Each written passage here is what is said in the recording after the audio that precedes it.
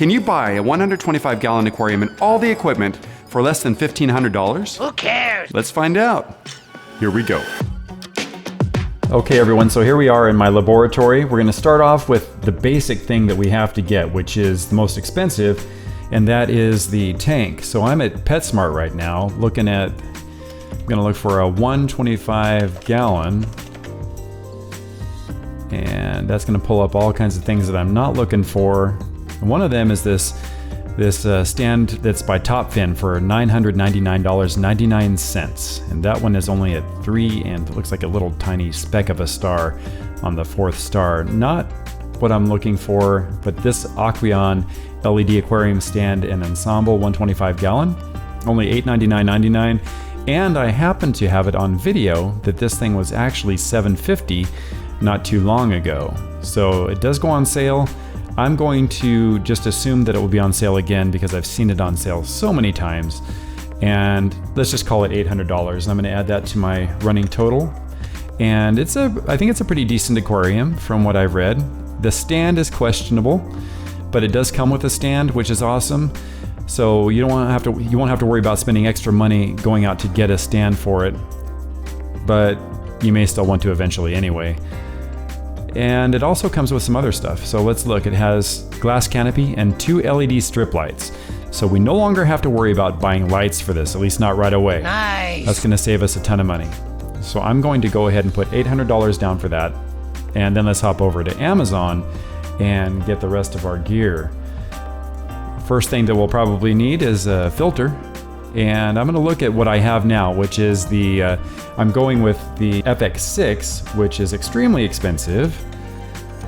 I remember when it wasn't quite this expensive.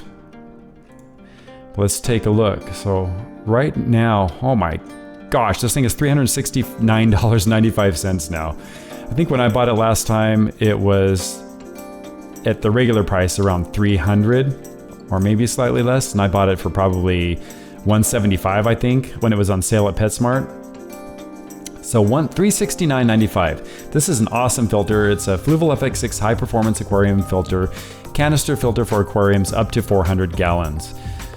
Now what I am looking at here is, oh, here we are, 925 US gallons of water per hour. That's the GPH, gallons per hour. This thing pumps a lot of water, and that of course is assuming that you don't have any filter media in it, that the hoses are running horizontally from the filter to the tank, which you're going to be running them straight up. So there's going to be some head pressure in there. It's not going to be 925 US gallons is what I'm saying, but it's still a lot. And one of those would definitely work for this aquarium setup because we're not going to be having a ton of fish in there. You're going to start off with maybe 5 or 6. If they're peacocks, they're going to eventually produce a lot of waste, and you'll need more filtration as you get more peacocks or haps. The African cichlids are just really messy fish. But if you're going with community fish, or if you're going with smaller fish, I mean, this is going to be probably overkill for a while. But let's look at a cheaper alternative, which I'm going to go with the Sun, if I can type. The Sun canister filter. I don't have any experience with these, but I do know that there are some YouTubers out there that are using the Suns, and Ben Ochard is one of them, and he doesn't have anything to say bad about these filters. In fact, I think he's still using them. But this is the one I think we want to look at. The Sun HW 3000 UV 9W 5-stage external canister. Pretty decent name, easy to remember that. And this thing, it says adjustable flow rate too, so you can adjust it on this one, which you won't want to turn it down. 396 to 793. The reviews, if I remember right, on the FX6 were 4.6, and this one is running at a 4.2, so you're not getting quite the same level of confidence in this one, but I think it would still be a good option if you're trying to save money and you don't want to go with that expensive FX6. So let's add this to the cart. I'm gonna go with 1 for now, and we could add 1 later, but I think we're starting off with a small load of fish. Again, you're not gonna need to worry about that. And the next thing we need to get is some sand, and I'm gonna go to Petco for that one. So let's head over to Petco, because I wanna look at the aragonite sand. We're just gonna assume that this is going to be an African cichlid tank, even though it doesn't really have to be. So it's Carib, Sea, and Aragonite. Sorry. What? Okay. They used to sell this in a bigger bag, I think, but now it's a 10-pound bag for $10.69. So I'm just going to round that up to, let's just say $11. And we'll do, I think for a tank this size, I mean, you can go as much as you want and have a nice thick layer of substrate, but you don't have to. And you could do a minimalist kind of substrate covering along the bottom of the tank. So I'm going to just say, let's go with 10 bags and we'll do $110. Let's do 12 bags. We'll do 12 bags. 132, and then we have the 800 for the tank. So we're at 932 right now, plus the filter. So just over 1,000. And let's head back to Amazon and look at some heaters. And I use Eheim. I'm sure you can find some other ones that are less expensive, but these have worked for me, and that's what I'm going to recommend. And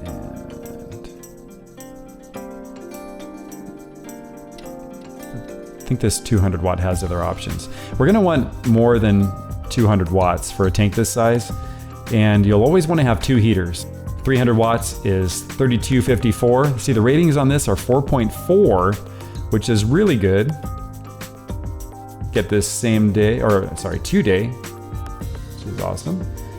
So I'm going to go ahead and round that to 33, and we'll just say 66. Subscribe or someone dies. Ding ding. So we have that added. I'm gonna go ahead and put 2 of those into the cart, but we're not done. If you have heaters, you're gonna have to have a controller, right? I've said this a bunch of times. If you don't have a controller, you're rolling the dice. Your fish could end up getting cooked in there because of a malfunctioning heater, and you don't want that. And these are also gonna extend the life of your heater, because when your heater is vertical, which mine are because I just don't want to have them the other way. I mean, if you put them horizontal on your tank, that's actually the best way to put them. But with the controller, you don't have to worry about this. See, when the temperature in the water changes from the heater element heating the water and going up to where the thermometer is, it's going to turn the heater off and on more frequently as the temperature changes in the water. But with the controller, you put the sensor way down in the middle of the tank between the heaters, and it will just leave that heater on regardless of what the temperature is reading on the heater itself. That's going to save the life, because it's not going on and off all the time. It's going on till it reaches the proper temperature, off till it goes back down to the temperature you set, and then it goes back on again. Really awesome way to do it. This is the one that I have on most of my tanks. And I didn't get it at first because it has a cooling and heating option on it. And I didn't need a cooling for my aquarium, obviously. And I wanted 2 heating outputs so that I could plug in both my heaters. But what I did is I bought a Y cable or a Y cord instead, a splitter that will split that one outlet into 2. It's not too many watts for that one outlet with 300 watt heaters, so it's fine, but you'll want to check if you have anything greater than that. And this one they use it for brewing, which is kind of cool. They use it for making beer. But this is $35 for one of these. So I'm gonna add one of these to my cart. And I don't wanna add any protection because I'll just buy another one if it breaks. Added that, so let's look up that splitter too. Actually, for this one, I'm just gonna look at my orders and search my orders for a splitter. Be easier to find this way. It's this thing right here. Look at that, super cheap, $6. And I'll add that to my cart. Excellent ratings, 4.8. And almost done here, actually. Not doing too bad. I don't need to get a light, but if I did, I would probably get the Fluval Sea Marine 3.0 or go with the more expensive ones that I have, the AI Primes. But for now, we don't need them because the aquarium came with lights. Let's just go with a wave maker now. And so I'm gonna look at the Uniclife. I can't type, obviously. I'm just pulling up all kinds of stuff. Well, here we go. So this is the one that I have. It's a lot of power. This is 3,400 gallons per hour. This thing pushes some water. I have mine on my 240 gallon 8-foot tank, pushing water across the tank, and I have it turned all the way down to like nighttime mode. And it has a night mode on it where you can set it so it turns down automatically. I didn't find that it really made much of a difference in that, so I just had to turn the thing down all the time. For a size tank that we're getting 6 feet across, this is going to be overkill, so I'm going to look at the 60 to 120 gallon. And this 30 to 60 gallon is actually the one that I have on my angelfish tank, and it's just pointing straight up so I can get a little surface agitation if the filter fails on that. This 60 to 120 is $64.87. I'm just going to add one to the tank right now. I mean, you could add 2 of these and have one across the bottom blowing the water back, but it's not necessary, so I'm not going to add it. But you could definitely have 2 of these going in that tank. I'm not going to add protection again, and I don't think there's much else that we need to look at. So that's really about it for the 125 and getting all the gear ready. So let's see what we have for the total cost. So I have my Inkbird controller, my 1 Sun filter, my splitter, my 2 heaters, and my wave maker. So 932 plus 326. We're coming in at $1,258, folks. $1,258 for a 125 gallon.